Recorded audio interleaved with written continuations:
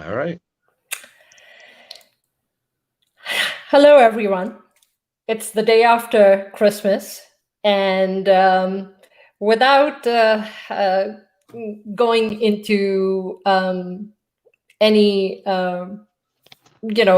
any initial story or talk or introduction, I have Mike right here on my screen with me, and Mike approached me, a couple of weeks ago, and he's doing this, he's on this mission to go on live and to discuss and to share with people that nobody is alone, as difficult as life can be during, especially during this season, this season where families are together. It's the holiday season, it's the winter break, it's the season to be merry, and where people are together, families are together.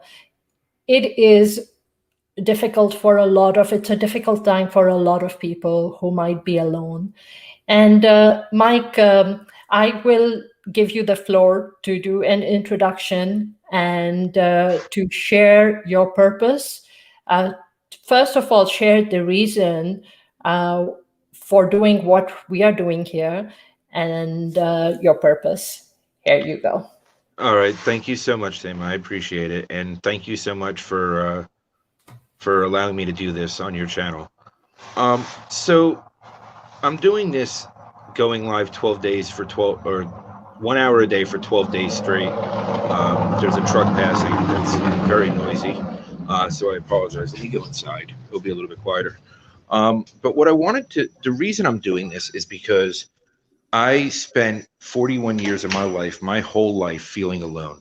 Whether I was in a crowd, whether I was in a room, a crowded room, whether I was around family, whether it was holidays, whether it was speaking stuff that I did, whether it was business ventures that I did, traveled around the world, did many things, worked with the UNDP for a few years, 5 years, did stuff in Portugal, government contracts.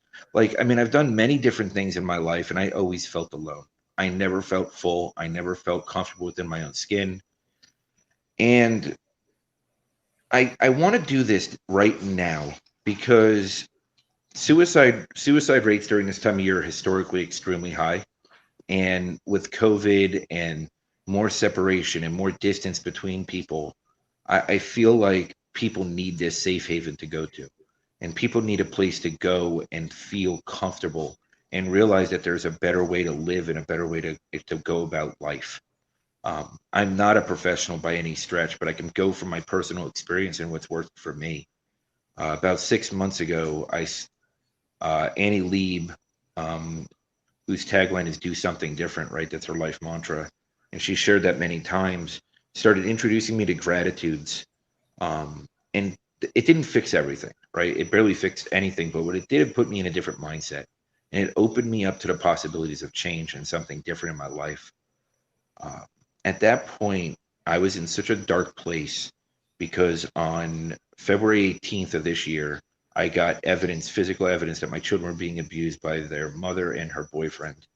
By March 6th, I was in Arkansas. And after waiting 11 days to get custody back of my children, I was waiting on court orders and everything else. And I finally got my kids back March 6th. Now, I stayed in Arkansas for 10 days before I got my kids, 11 days. And it was some of the darkest moments in my life, being that close, but being that far away from keeping them safe and knowing exactly what they were going through on a daily basis. It was the most heart wrenching, heart ripping out feelings that I've ever had. It opened up wounds from my childhood because I was abused as a child, physically, emotionally, um, mentally, and it just opened up some real deep wounds. I was in such a hurtful place. I was crying all the time. I was miserable. I was alone. I was alone before everybody else was alone. Um, and I just didn't know what to do. Um, and at that point, I got my kids back. I went into a 2.5 month deep depression, really dark, really dark. I just, even with my kids, I couldn't handle it, right? I wasn't getting paid. I had no money coming in. I was 1,200 miles from home. I had no family around me. It was me and three kids that just were that came out of this environment, this horrible living environment. So at that point, when Annie brought gratitudes to me, it seemed like a really big challenge, right? Because I wasn't ready for it. I wasn't able to discuss it, and I wasn't able to really understand it in a very practical way. I couldn't grasp it. Like, how is being grateful for where I'm at, miserable, alone, sad, depressed, coming out of a depression, handling my kids, living in a Airbnb, 1,200 miles from anyone I've ever known, at least 1,200, to being in this circumstance now where I'm just sitting around and I'm just, I'm miserable. There's nothing going on. The world's shut down. There's no business to distract me. There's no money being made to distract me. I didn't get approved for the federal unemployment until much later because I'm a subcontractor or I'm a 1099, whatever. Um, so it was this huge struggle on every single level. And little by little, when the gratitude started, little by little, just flipping my mindset, right? It started removing a little bit of the loneliness mindset. And at that point in time, Annie introduced me to Brene Brown, and I started doing the blame, shame, and guilt work. Um, Now, I didn't realize how much I was holding on to from childhood. I didn't realize how much trauma I really just accepted. I didn't realize the patterns in my life that allowed it to continue and replicate itself. Um, but what I started doing was doing that work, healing. Then I started trauma therapy 1-on-1. Then I started group trauma stuff with Sherry Lewick. Um, and at that point, I started releasing it all. And what happened for me was, as I started working towards that other side, and as I started getting to a different place, I started putting pieces together and I started seeing things much differently. And I became truly grateful for the little things.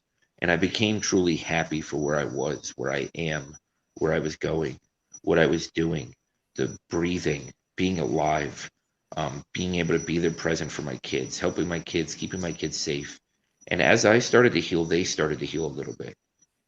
And this process has been very painful at times, but it is by far the best thing I've ever done for myself.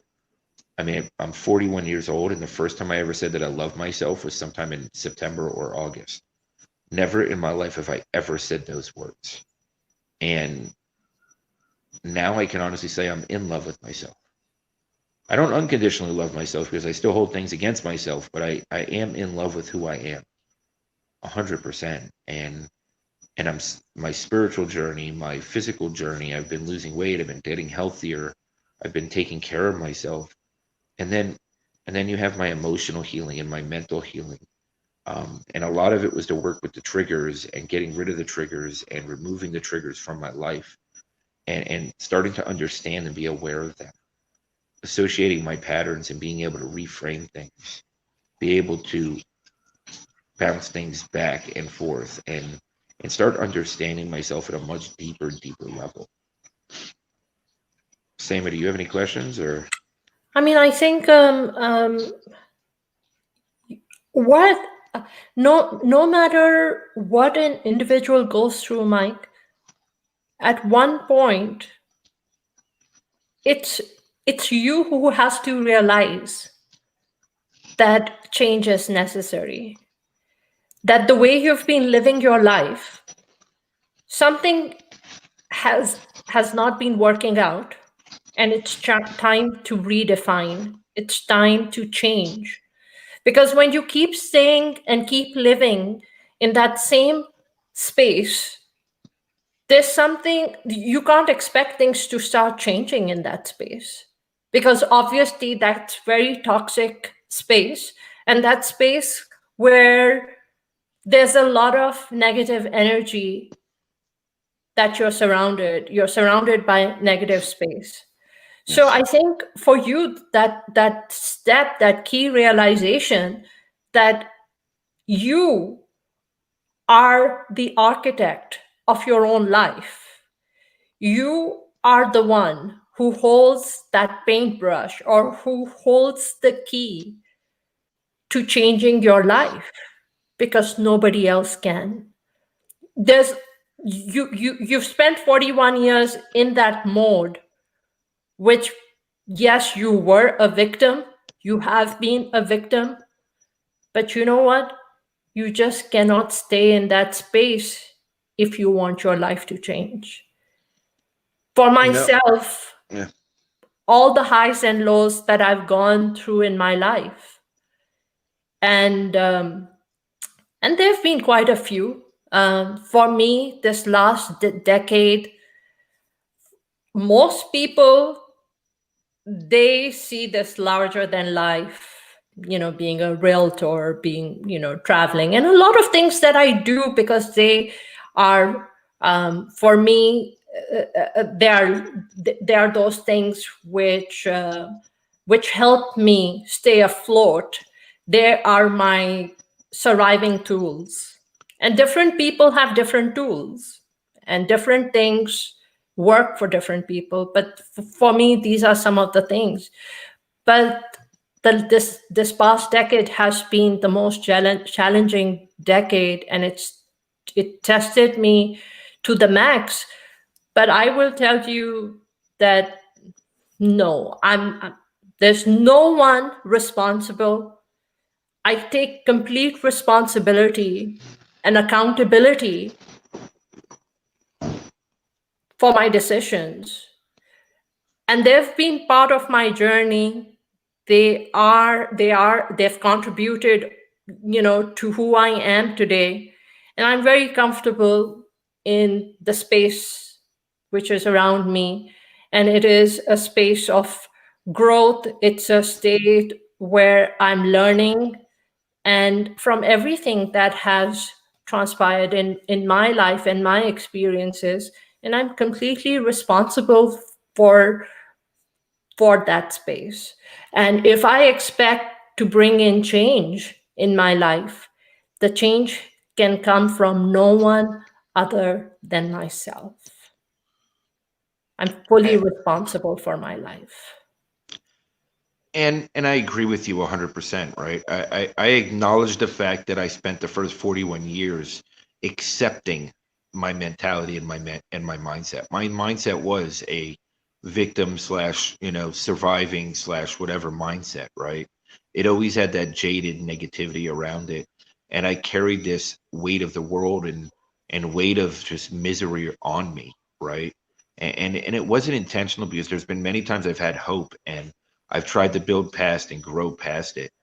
But it was very difficult, right? Because I was in a, I've been diagnosed slightly bipolar too. So, there's times that I was down, there's times that I was up. There was, and it's not as extreme today as anymore because the meditation and other practices that I have in my life really balance me out tremendously. Um, but as I identify my childhood and adolescence and growing up, I really look back and I see the patterns now. I see those swings. And, I grew up in a situation where I was the victim, right? And I felt like a victim. I was told blatantly that I was crazy. I went to psychiatrists. I went to therapists. I went to neurologists to get brainwave scans because they thought something was wrong with me.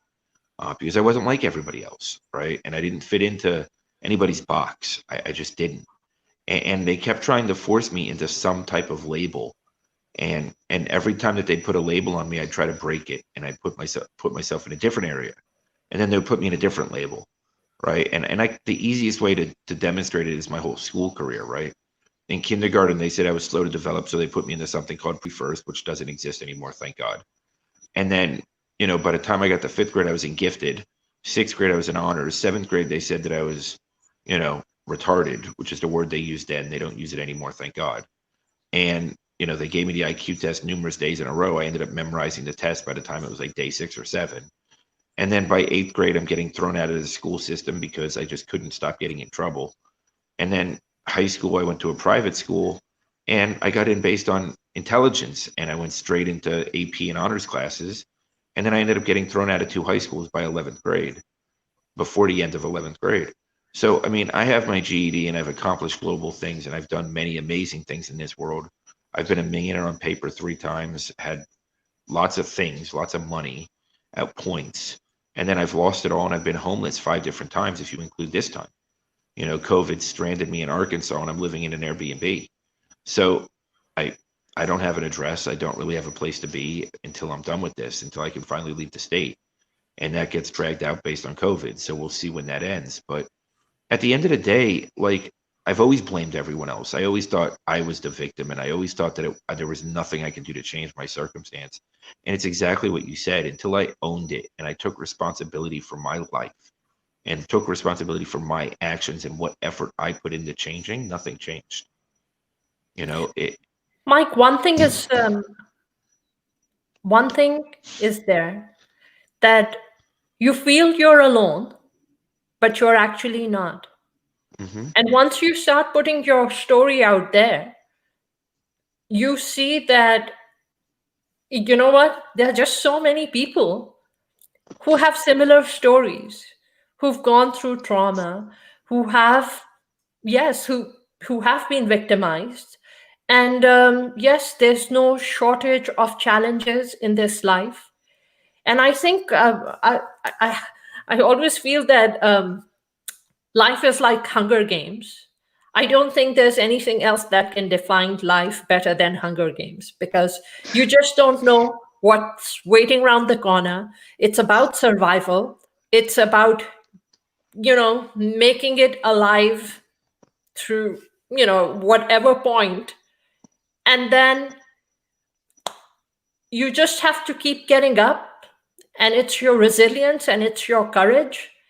And you just have to keep going, because you said something so key, Mike. You said that you've traveled, you've been around people, but regardless of all that, you have always felt alone. Hmm. So it's not so loneliness has to do with within, something within you, that irrespective of the amount of people you were surrounded with, but there was just something which was, it's that missing link, which is internal, which is within, which, even though you might have people around you who love you, who care for you, but it's just something within you that doesn't let you get out of that space, because you've spent so much time in that space. So I think the key is realization that you're the only one who can bring change. And I think once you start realizing these things, the world starts sending you the tools that you need, the people that you need, who can help you change your trajectory, your journey of life, help you come out of the space that you have lived in for decades. And that's huge. Like you said, it's you've got to get to that point where you're willing to allow it, right? You need to allow yourself to see that there's beyond that initial circumstance, right? No matter what the circumstance or situation is, if you're stuck in it, then you're stuck in it, right? And in my case, it went on my whole life. And I just always just thought it was the way to be. I didn't know that there was another way to be. I didn't, at times people have come into my life and told me things and shown me things. And I never acknowledged it or thought that it was even real, right? Because I've never lived any way but this way. I didn't think it even existed. And it was a very painful existence. It was a painful way to live, and I did it needlessly. I didn't have to live that way. Part of it is, I think people just don't realize how much they can change and do on their own. I don't think people really understand the tools that are available to them. I mean, as a white male in this country, there's many privileges that I'm afforded, many, tons, too many. But one I wasn't afforded was being a sensitive individual, an overly sensitive child. and I was really put down because of it. I mean, I am an empathic soul. I am a true empath. And as a child, those abilities really hindered me because the family that adopted me, the family that raised me, didn't understand me at all. And I always felt like an outsider. Now, they tried to love me, they tried to do everything in their possible, everything they could to try and make me fit into their box, right? And put me into social standards and you know, you've got to be a man, you've got to be strong, you've got to, bury stuff and hide things and be secretive, compartmentalize, really just ignore the emotions, right? You're a man, just go be a man, be this, be that. And it was a very challenging and difficult way to be raised. And it wasn't intentional, it was a generational how they raised, right? And different belief structures, different systems, different everything else has their own ways to raise people and how they are raised and brought into society. And the societal stigmas and labels and everything else, is just it's hard to work outside of them sometimes. It's And also, Mike. We are a product of our suppressed emotions as well as our expressed emotions. Mhm. As we come into this world and we start growing, we are a product of our environment. We are a product of what is being told, that, you know what, this is the framework. If you're a boy, you know what, boys don't cry, boys don't, um, Mhm. you know, and I think all that is so wrong, because as individual beings, we have a brain. I think the creator created us in such a way that we are self-sufficient. Everything, we have been provided with all the tools for survival. But when so much is being suppressed, when you end up becoming a product of those suppressed and expressed emotions, and so many things which are suppressed, and you're like, you can't express your emotions, you can't express your feelings.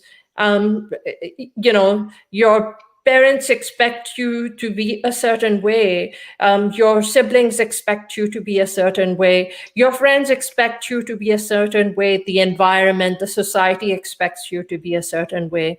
And when so many of those feelings are suppressed within you, then you end up becoming this person who is a product of all those different things that you have taken in.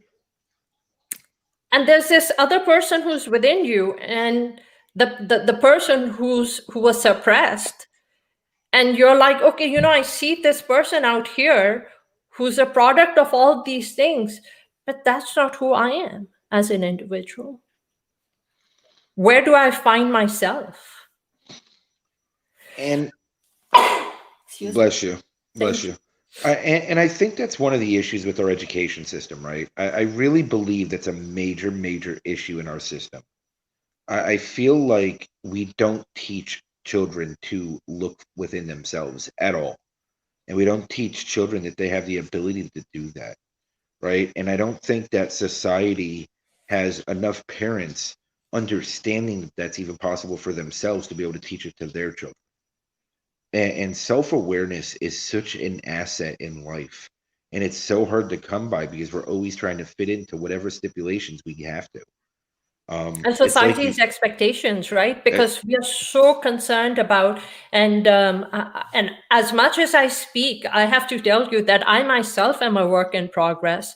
I mhm. myself have gone through different experiences, where, so much of it is, okay, what if I let my kids be this way, if I let my kids dress a certain way, being originally from Pakistan, coming from a society where, and living in Dallas, again, in a society where there are certain expectations, cultural, religious expectations. And then, you're in that phase where you have given birth to kids, and you are raising kids, and you have all these expectations. Are they being taught this? Are they being taught that?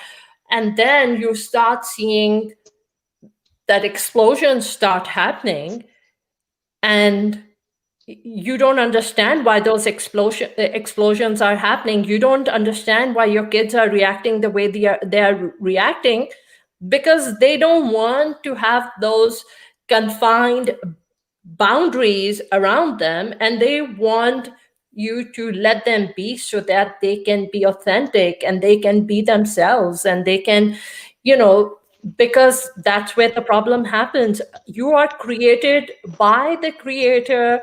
You- every individual of the 7 billion plus population of this world is different. You are meant to be different. Hmm. You were created differently. You have been given your heart, your mind, your soul, your spirit.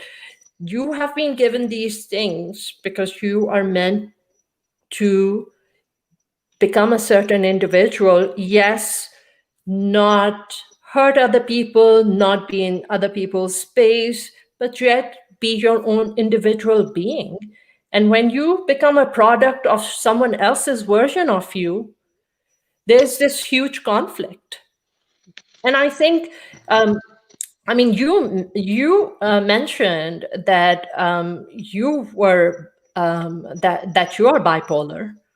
That right there is, I believe, that's something again, which I would love for you to share a little bit more about it. Let's educate our audience. Share more about that. So okay, so 14 and a half years ago when I went to rehab, and I got sober, and I've been sober since. I went to a dual diagnosis place, and they initially diagnosed me slightly bipolar. I'm bipolar type 2. I'm not the extreme swings up or down unless I feed into them either way, right? Like I have a choice to feed into it and make it worse. I've always had the small waves in my life to where, you know, I'm a little manic and I'm happy and I'm invincible and I can take on the world. And then sometimes I'm just down, right? And what I've learned how to do is navigate those waves much better as I get older. And as I really focus on my core practices and core beliefs and core values, I meditate, I pray, I exercise, I read every single morning before my kids get up. I get up at 4 a.m. so that I beat them up by at least 2 hours. I'm awake, and I get those solid time to myself to start my day because that's how I get myself centered. As long as I force myself out of bed, because I don't always like just jumping out of bed and getting out, but no matter how I feel, no matter what's going on, I do my best to always follow that routine. I'd say even in my calendar on my phone, like I have a reminder in there for the first 2 hours of my day, and they're blocked into individual little tasks that I do every morning.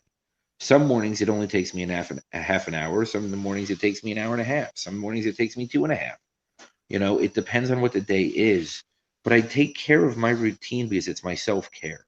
It's getting me into that centered, focused place that I can fully operate in my best self, right? Becoming one with myself, my higher self, really be grounded and centered to be able to help and lift myself up so that I can do that for others, right? And that's where I'm at today. The bipolar thing, it doesn't affect me as much today, whether it's something that because it was never really extreme and it was very slight, and they only had me on a very minimal medication for a year after I got sober. So I don't even know if it's technically still with me, but I do know that there are the swings and I do feel it. Um, you know, Sometimes there's nothing wrong and I still don't feel happy, but I don't think anybody can be happy all the time. I just don't think it's possible, right? And I think of every individual, every human being has swings. I mean, we Yeah. we all go through phases of elevation, of depression, or I mean, I know that these words are used, but we all go through these different emotions at different points in our of our life, right? It's just that for some people it's more extreme. Yeah. For some people, you tend to stay in that space for a much longer period of time. And of course, genetics and your the kind of food intake Mhm. and the impact of food within our body with all the growth hormones and the you know the different preservatives which are within food that impacts our body as well. So there are all these different elements which contribute to our not just physical well-being but our emotional and mental well-being as well. I think like you just said, right? It's a combination of everything. It's not one thing. I mean, typically bipolar 2 is a chemical imbalance, right? But you can influence that by putting different chemicals into your body, whether it's the medicine that they give you, whether it's the food you intake, whether it's how much coffee you drink. All these little things can contribute to one way or the other. And what I think I've realized, my whole life, I think it was the drug use, I think the depression, the alcohol drinking, everything that I've done that really forced my depressions or my mania to be higher and higher and lower and lower. Now, I still have moments where I'm falling into that quicksand and I feel like it's insurmountable and I feel like I'm being swallowed whole. Um, but I've learned to really reach out when I start feeling like that. And it's very infrequently now. It's not as often as it used to be. The meditating, the centering, the focusing, the reading, that routine has really helped me in a lot of ways. And I'm not saying that I'm cured of it, and I'm not saying that I don't still have minor swings. I still have 2 or 3 day swings, but it's not like it used to be to where they're as high or as low, right? Like I mean, but I have moments, and I think we all have moments. And society teaches us that we need this picture perfect life where everything is going to be great and we're all going to be happy and we've got to buy everything and we've got to fill ourselves with these materialistic things and fall into this lifestyle. But then that sets you up for this big downfall when you can't attain it, right? And that gets very painful after a while, you know. Absolutely. I mean, um, I always, go on air, Mike, and I always talk about my own life experiences because, like I said earlier, people have this perception, especially from maybe from social media or they feel that okay, you know what, we only share our highs, Hmm. so people think that your life is perfect, and it's far from perfection because we don't talk about all the battles we are fighting behind closed doors. We don't talk about um, you know uh, the business hits that you might have taken, the turbulence that your kids might be involved in, um, just life itself, the highs and lows are it's all there and it's there for everyone. We experience this, and but once again, that's what the general perception is, that you're seeing this lifestyle, you're seeing the glory and the beautiful clothes, and but there's a lot which is happening in the background which is not visible. And so I always tell people that life is not perfect. There are highs and lows that we are experiencing all the time, and everyone is has their own challenges. Everyone is fighting their own battles which are not visible. Well, and see, I was the opposite, right? Like I was the person that always wanted to share my negativity. I always wanted to share the battles. I never celebrated the small wins. And I never really had any functional tools to share to how to get out of it either. So I was one of those people that basically just I just spewed it, right? I just spewed my circumstance and my situation, and I didn't have negative intent while doing. But I didn't know that there was a different way to be, and I thought I was just being vulnerable and being real and sharing my story. And at the end of the day, I was sharing garbage. I wasn't, I can talk about everything I've been through in the course of my life, and there's a lot, right? I mean, I've been clinically dead between 10 and 13 times. Like, I mean, I can talk about a lot of different things, but if I don't have a solution, then why am I bringing it up? And if I don't have how I got out of it to inspire somebody else, then what am I doing? Right? And that's why I have no problem sharing my story, and I always share my stories, good and bad. But I look to share a solution so that somebody else can even just be inspired for that moment, right? If it gives So them an what changed your indication. life, Mike?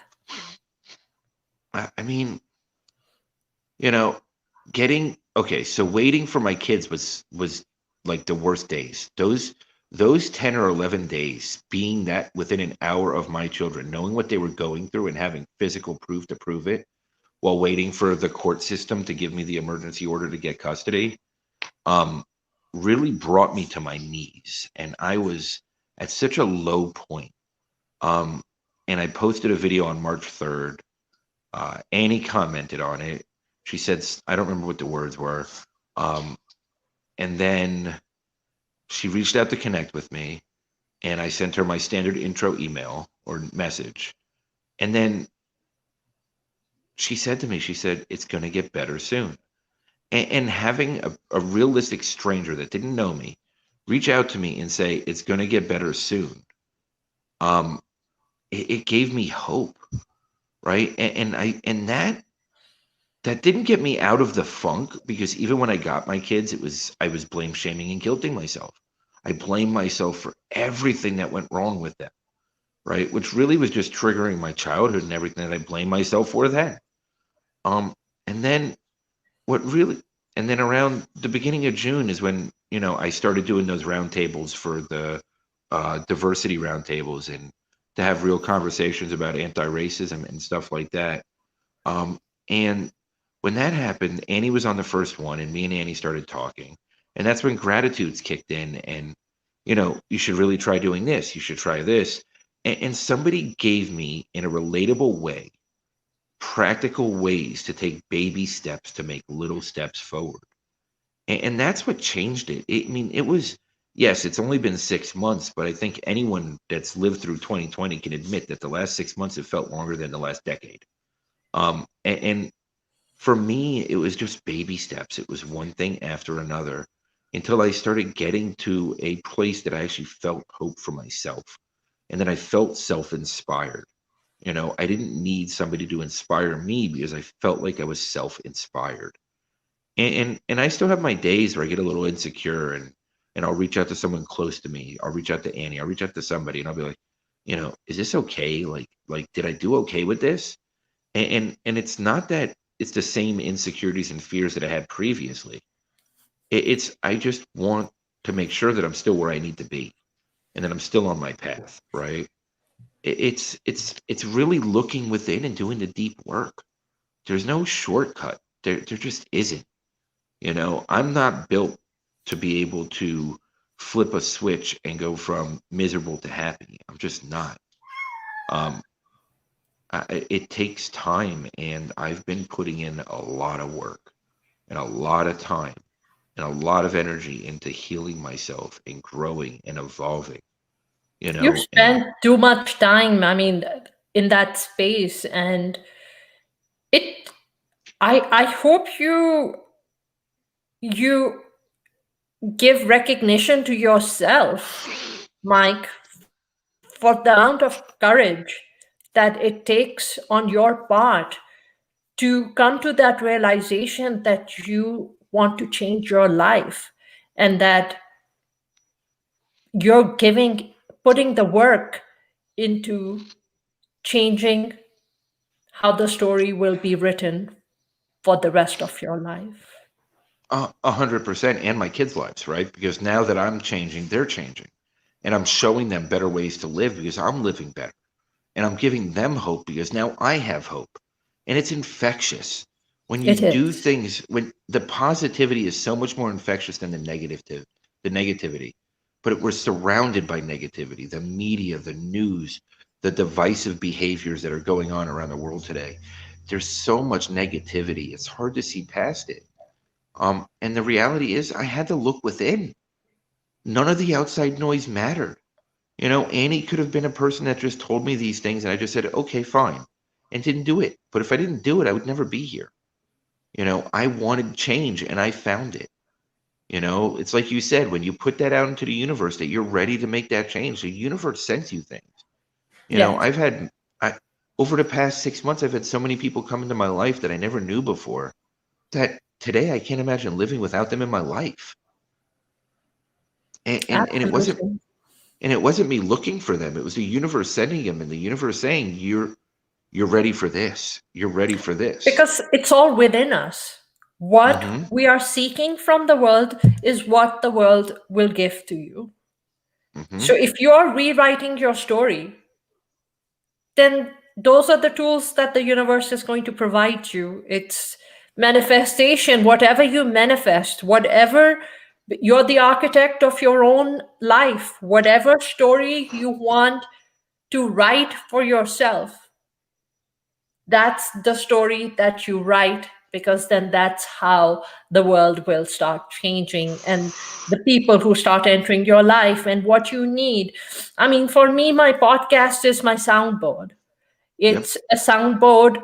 um, I mean, I feel like all the different people who come on my show, they are doors that I have knocked, and they are people who are entering my life to teach me, to help me become a more aware, a better human being, a more aware human being. And it's also a soundboard. uh, I'm looking to make the most important people in my life is my family. My life is focused around my two daughters. They're 19 and they're 16. And for me, being on this podcast, knocking these doors, these are all bridges that I'm trying to create and build this bridge, this road to take my daughters from where they are and to create a bridge for them so that I can take them towards whatever it is that their destiny holds for them. So, and that's kind of how things are happening. The different people, it is what I'm manifesting, what I'm asking the world, and how I'm trying to write the story. And that's how the players, or the bricks or the tools that I need are being provided to me. And that's just how life is, because it takes a lot of courage. um, it takes a lot of courage to rewrite your own story. And and I appreciate that. I do. And I'm still working on being able to take compliments. So I'm not I'm not great at that. But um for me, like the way that it worked for me was I just didn't have a choice anymore. Right. So rather than at that time where my self-worth was so low that I didn't see my own value, right? So I couldn't say I'm worth it at that point. So what I did was I flipped it and I said, I don't have a choice, right? Because I can't keep doing what I'm doing, and I can't keep down the same path and expect a different result, like you said earlier. So I had to make whatever changes I could to get to the next level, because I couldn't stay where I was and expect to give my kids the best life possible. So I really had to go out of my way to create something different for myself and create something different for them.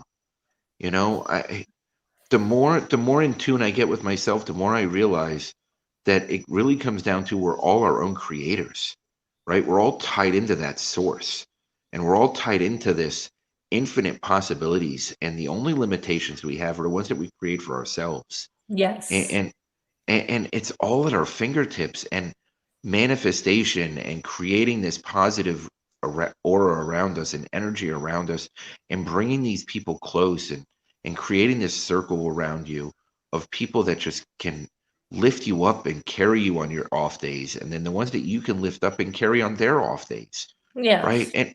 And it's just ebb and flow because nothing is perfect, nothing.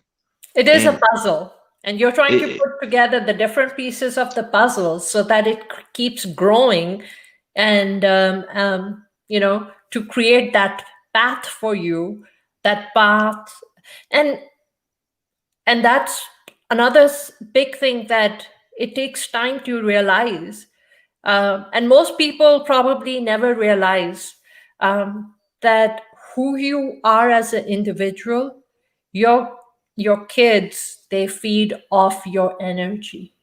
mhm. And when they see turbulence, and when they see chaos in a household, that's what they're feeding off. They're feeding off that turbulence and the screaming and shouting and the negativity and the fighting. They're feeding off all that chaos. And you think that you're doing it for your kids, or even for people who are married. And because marriage is, I think, probably the most difficult thing that you go through in your life, because these are two different individuals with different personalities, and you're trying to merge and create a life together. And that's not easy to do. And then you bring kids into this world who are again feeding off both of your energy. And if you're in conflict with each other, then there's chaos for the children. Yeah, and what's ironic is at this point in time, because I'm still not great at catching myself when I start drifting a little bit or when I get a little bit off. But the first thing I notice is when one of my kids is off, right? So the minute I see that they're acting different or they're acting out, I immediately look in the mirror and see if it's my energy that has shifted and if I need to recenter myself. And it's become a great gauge for me, right? To see how the people closest to me are interacting and how they're reacting. And that's really making a huge difference for me, an enormous difference. I think that is just such something so perfect. I think what I'm going to take from this episode of our discussion together is what you just said, that, you know, if you're seeing your kids off, take a look at yourself and see if your own energy is off, because they're feeding off your energy. 100%. And I never understood that, or I was never willing to look in the mirror at that and wanted to look in the mirror, right? Like, because the first thing you want to do when your kid acts out is you want to blame them and you want to go, what's wrong with you, right? And it's not easy to do. It's just you take this, and it's just like nobody wants to look at themselves. You never want to say, oh, they're off, so it must be me, right? Nobody wants to do that. So what happens is we turn around and we start blaming everything else. I guess I'm just becoming so sensitive and self-aware now within my intuition and my intuitive thoughts, is that the first thing I do is when I see something's off around me, I look at myself first now. And I really want to know if I've created what's off. And then if it's not me, then I can address it in a different way, right? Because it's not always about me, but it gives me an indicator of where I'm at the moment and where I want to go. So, Micah, what would you tell people? Literally, the reason for us having this show. Um, what would you tell people if they are lonely? What should they do? um, so here's something that I've touched upon with the last few days of doing this is helpers don't like asking for help, right? People that love helping others never like asking for help because we always feel like a burden. So what I've done is over the last few days, between all the different conversations I've had, we've come up with this concerted effort theory that you got to flip the paradigm, right? You got to flip it in your head, reframe it. Because if we like helping people and we love going out of our way to help people, then how can we take that privilege away from somebody else? So if we're not asking for help, then we're not allowing somebody to be what we love to be for others. And that is what I think the first step is, reaching out and asking. Asking is huge, and it's not easy to do. So I mean, that's really the first step, is and look for answers. Like, Yeah. legitimately look for answers. Um, and that's, I mean, reach out to me. I mean, I hold space for people all over the world, give them safe space to be able to communicate and talk and share where they're at, and want to grow and evolve, and I just give them a safe space. And sometimes it's just being a sounding board. I don't have to say anything in return. It's just Yeah. giving them that space and allowing them to feel comfortable within themselves. Because truth of the matter is, the minute that you allow somebody space and allow them to look at themselves, they usually find their own answers. Yeah, I think I mean that applies to me as well. Just talking, using my podcast as a soundboard, just talking to. I sit and I have conversations with my daughters, um, Mm-hmm. and when I'm having those conversations, like Laura said, let the answers find us sometimes. And that's literally how it is. You start talking, and it just helps you find answers. Um, and Hey, Annie. Hey, Laura. Mike, let's talk about some of the comments that Laura has made here. And thank you for your interaction, Laura. There are quite a few comments. And so she says, yes, and we have to be open to receive them. Signs can be a whisper or a breeze or a gush of air or a tornado. Hopefully, we can sense the message the first time rather than having a tornado wreak havoc. Um, I wish it could be like that, but sometimes it's not that easy. And I can tell you that with myself, um, I was in very complacent space and I was in very content space. And until I was hit by that tornado and it wreaked havoc in my life, I I did not get up. And when I got up and I started just changing my life and I started rewriting my own story, and which is exactly at the point where I am right now in my life. Um, I come here, I do my show. I'm not looking at the negative aspects of, or what people want. Yes, it matters to me because that's what my show is about. It is about sharing other people's stories so that those stories can help others.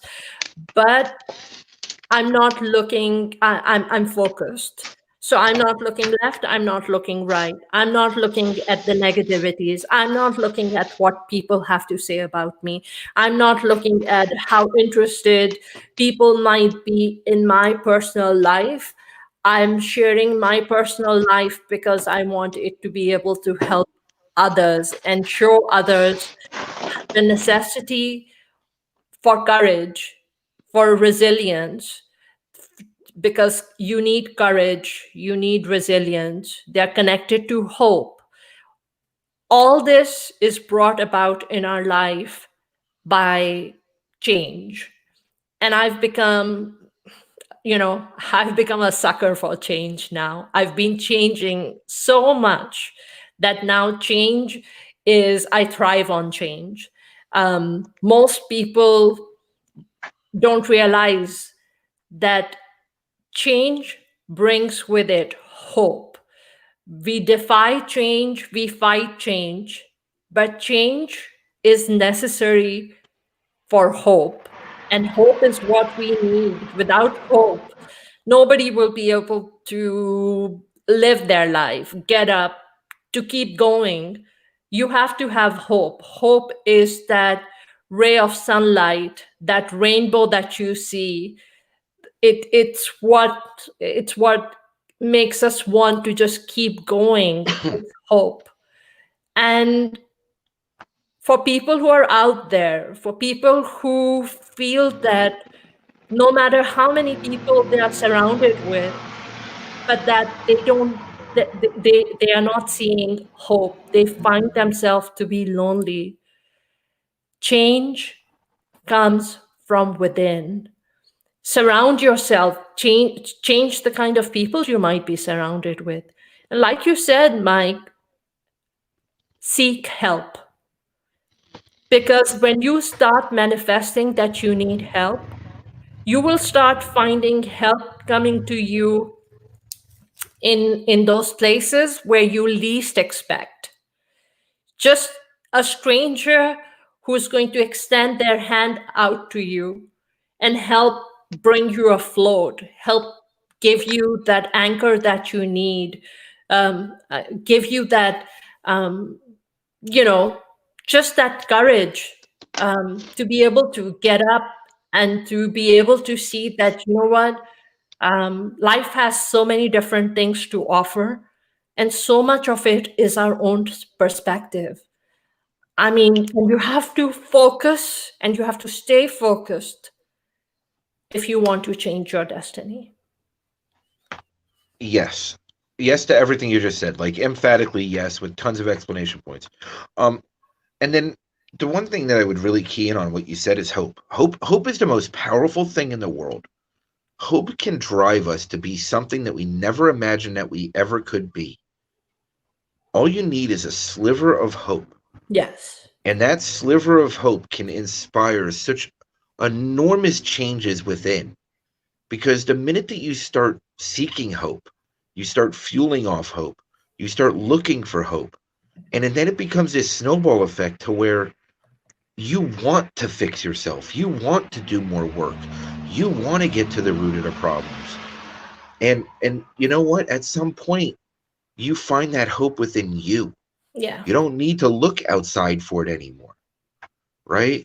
Like my whole life I always wanted to find hope in others and magically have that work for Yeah. me, or circumstances or situations that are so far outside of my control that Yeah. I was setting myself up for disappointment.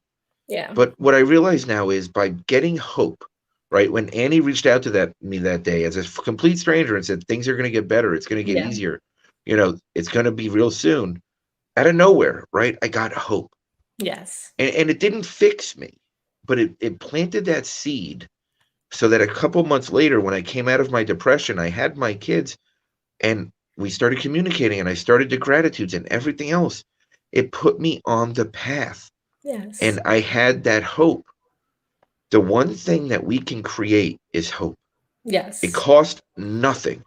You Yes. can create the most outlandish, insane business ideas, concepts, but if it gets you over that hump and Yes. moving to the next level, it will change everything in your life. Every time that I've been homeless or whatever you want to call it, a down and out through one of my downswings, was when my next business came from that took me to the next level. Those worst moments created my biggest potential successes. And it wasn't always that they succeeded how I envisioned, but it snowballed into other things that are bringing me to where I'm going. And Yes. And Mike, on that note, it is 1 o'clock, and I let you say your parting word, and it was wonderful having you on the show. And go ahead. I thank you so much for allowing me to use your platform that you've created and have inspired so many. And I am extremely grateful for you. And my final word is just know you're never alone. You are never alone. You just have to look, and you're never alone. And that's it. Mike, thank you for being here. Thank you for giving other people hope and courage, and um, um, I'm going to remove you from the stream and just end the show.